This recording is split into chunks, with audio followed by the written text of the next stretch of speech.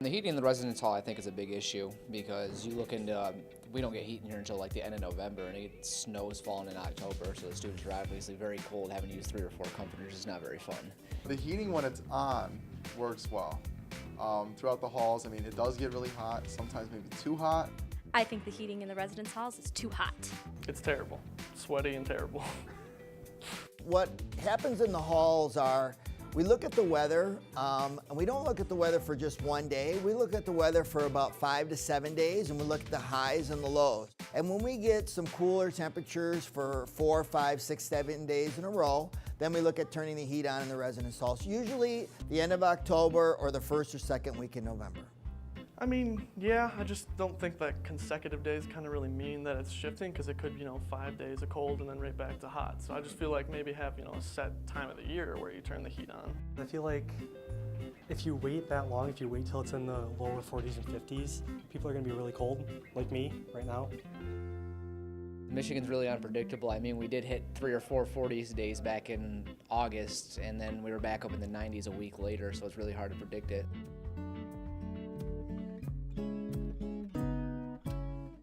We need air conditioning. It's hot all the time.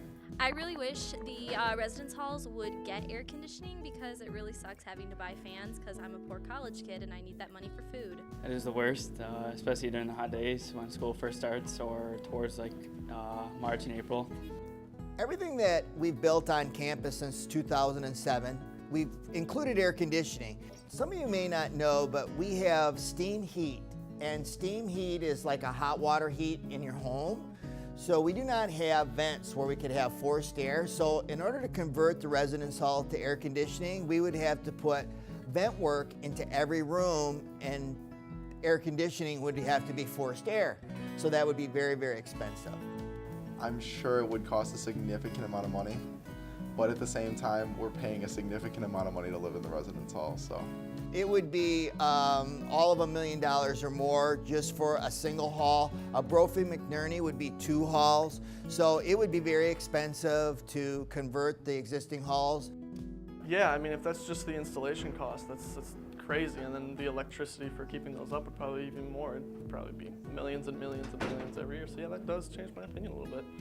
I think it's really fair that we don't have air in the residence halls if it's going to cost them that much, because then they're going to raise up tuition by a ton, and I can't already afford it as it is. Send it. Get her done. Run it up. I need AC. That'd be very nice. I'm very, very jealous that North Hall has AC and we don't. I don't know how much the North Hall costs. You got to put that into perspective. He's went and built a $50 million dorm, but you can't put $1 million air conditioner into an older dorm for students that have been here for a longer time. We all picked to live here.